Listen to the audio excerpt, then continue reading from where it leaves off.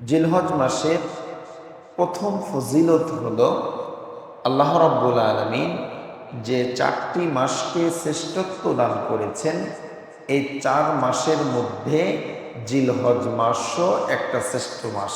সুবহানাল্লাহ। আল্লাহ রাব্বুল আলামিন আসমান জমিন সৃষ্টির আগ থেকেই 12টি মাস গণনার জন্য নির্ধারণ করেছেন। আর এই 12 মাসের মধ্যে আল্লাহ 4টি মাসকে শ্রেষ্ঠত্ব দান করেছেন। আল্লাহ বলছেন, ইন্না ইদ্দাতাশ শুহুরি ইনদাল্লাহি 12 শাহরান ফি কিতাবিল্লাহ ইয়াওমা খালাকাস সামাওয়াতি ওয়াল আরদা মিনহা আরবাআতুন হুরুম যালিকা দ্বীনুল কাইয়্যিম ফালা তাযলিমু ফীহিন্না আনফুসাকুম ওয়া কাতিলুল মুশরিকিনা কাফা কামা ইউকাতিলুনাকুম কাফা ওয়া'লামু আন্নাল্লাহা মা'আল মুত্তাকিন। সূরা তাওবার আয়াত। তো আল্লাহ রাব্বুল আলামিন এখানে বলছেন যে আসমান জমিন সৃষ্টির আগ থেকেই আমি 12টি মাস নির্ধারণ করেছি। আর এই 12 মাসের মধ্যে 4 মাস হলো শ্রেষ্ঠ মাস। এই 4 মাসে তোমরা যুদ্ধ বিদ্রোহ করো না, নিজেদের উপরে জুলুম করো না, নিজেদের পরে অন্যায় করো না, গুনাহ করো না। তো এই 4 মাসের মধ্যে এই জিলহজ মাসও একটি শ্রেষ্ঠ মাস। তাহলে এই জিলহজ মাসের গুরুত্ব এবং ফজিলতের মধ্যে 1 নাম্বার আমরা শুনলাম যে আল্লাহ যে 4 মাসকে শ্রেষ্ঠত্ব দান করেছেন, এই 4 মাসের মধ্যে জিলহজ মাসও একটি শ্রেষ্ঠ মাস। 2 নাম্বার,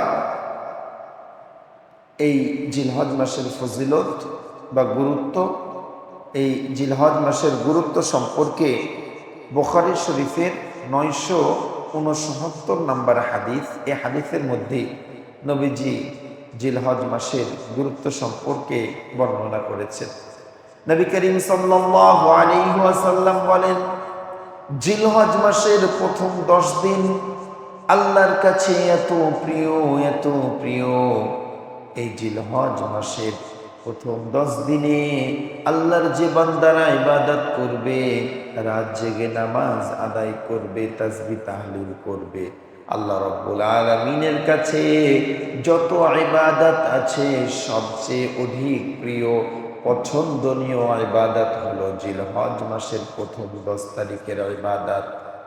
যত ইবাদত আছে, যত দিবস আছে, এর মধ্যে আল্লাহর কাছে বেশি প্রিয় এই জিলহজ মাসের প্রথম 10 দিনের ইবাদত। এত প্রিয় আল্লাহর কাছে।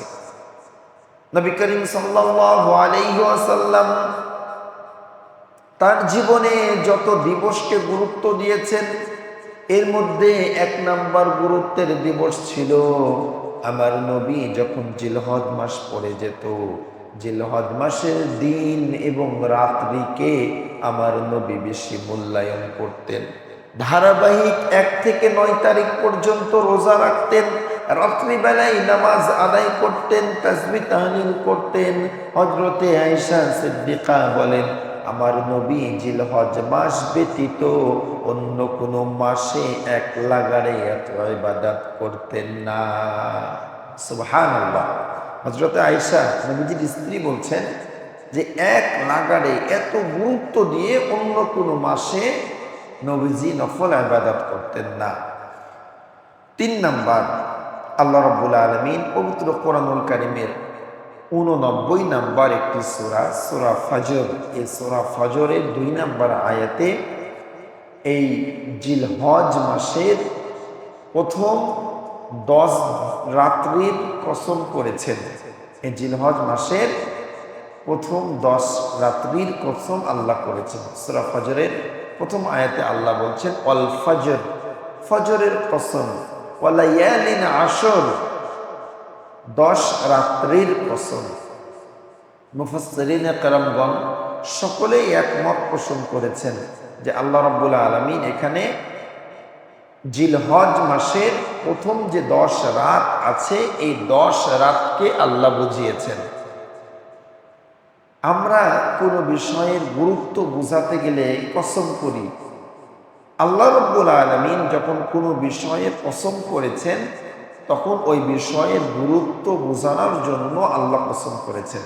এখান থেকে বোঝা যায় যে এই জিলহজ মাসের গুরুত্ব কম না, এই জিলহজ মাসের গুরুত্ব আল্লাহর কাছেও অনেক বেশি। সুবহানাল্লাহ। এটা হলো 3 নাম্বার গুরুত্ব। 4 নাম্বার গুরুত্ব হলো এই মাসটি হলো হজের মাস। ইসলামের যে 5টি স্তম্ভ আছে, এই 5টি স্তম্ভের মধ্যে একটা স্তম্ভ হলো হজ। আর এই হজ অনুষ্ঠিত হয় এই জিলহজ মাসে। 5 নাম্বার, এই জিলহজ মাসে আমরা কুরবানি করে থাকি। কুরবানি একটা ওয়াজিব ইবাদত, এমন একটি স্পর্শকাতর ইবাদত যে ইবাদতের শুরুতে হজরতে ইব্রাহিম নবী তার সন্তান ইসমাইলের গলার উপরে ছুরি চালিয়েছেন। এতটা স্পর্শকাতর একটি ইবাদত হলো কুরবানি। আর এই কুরবানিটা সংগঠিত হয় এই জিলহজ মাসে। তাহলে এই মাসের গুরুত্ব আছে না নাই ভাই? অনেক গুরুত্ব আছে। এরপরে 6 নাম্বার শিক্ষা বা গুরুত্ব হলো এই মাসে কুরবানির শিক্ষা গ্রহণ করা, এটা একটা গুরুত্ব। এরপরের গুরুত্ব হলো 7 নাম্বার আরাফার দিনের ফজিলত, আরাফার দিনের রোজা।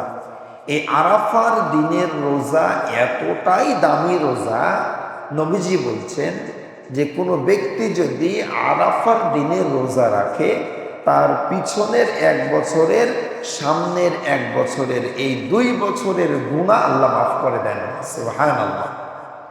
তাহলে এই আরাফার ময়দানও সংগঠিত হয় এই জিলহজ মাসে। তাহলে এই জিলহজ মাসের গুরুত্ব, তাৎপর্য শুনলাম, 7টি পয়েন্ট আমরা শুনলাম। এখন আসুন এই জিলহজ মাসের বিশেষ করে প্রথম 10 দিন আমরা কি কি ইবাদত করব। 1 নাম্বার, বুখারী শরীফের 969 নম্বর হাদিসে নবীজি বলছেন, এই 10টি দিন 10টি রাত আল্লাহর কাছে অধিক প্রিয়, অধিক পছন্দনীয় এই 10 দিনের 10 রাতের ইবাদত। এজন্য আমরা প্রথম যে কাজটি করব, এই মাস পড়ার পর থেকেই এই 10 দিন রাত হোক আর দিন হোক, আমরা একটা মুহূর্ত সময় নষ্ট করব না ইবাদত ব্যতীত। চেষ্টা করব যে সব সময় যেন ইবাদতের মধ্যে থাকতে পারি, যেহেতু আল্লাহর কাছে প্রিয় দিন এবং প্রিয় রাত হলো জিলহজ মাসের প্রথম 10 দিন 10 রাত। তাহলে 1 নাম্বার আমরা আমল করব, এই প্রথম 10 দিনকে কাজে লাগাবো, বেশি বেশি আমল করব। 2 নাম্বার, নফল নামাজ পড়ব, ফরজের পাশাপাশি যে যত পারি নফল নামাজ আদায় করব। 3 নাম্বার, কোরআন তেলাওয়াত করব।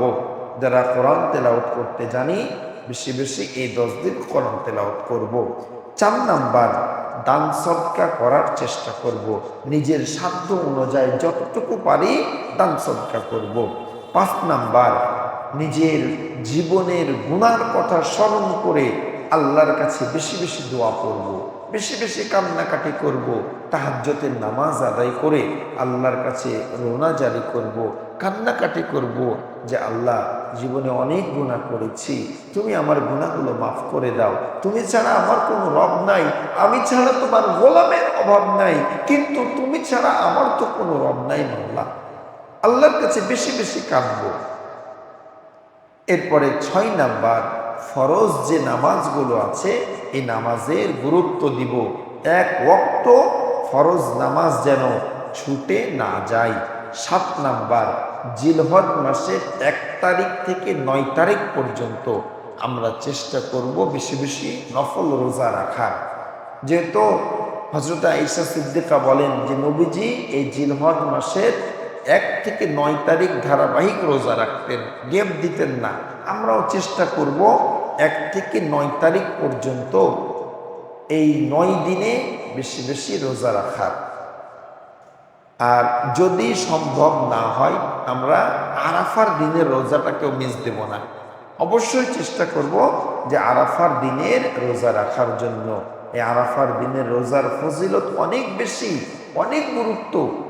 আগের পিছের 2 বছরের গুনাহ আল্লাহ মাফ করে দেন এই আরাফার দিনের কারণে। সুবহানাল্লাহ। তাহলে আমরা 8 নম্বরে শুনলাম যে আরাফার দিনের রোজা রাখবো। এরপরে 9 নাম্বার যে কাজ করব সেটি হলো আমরা কোরবানি করব।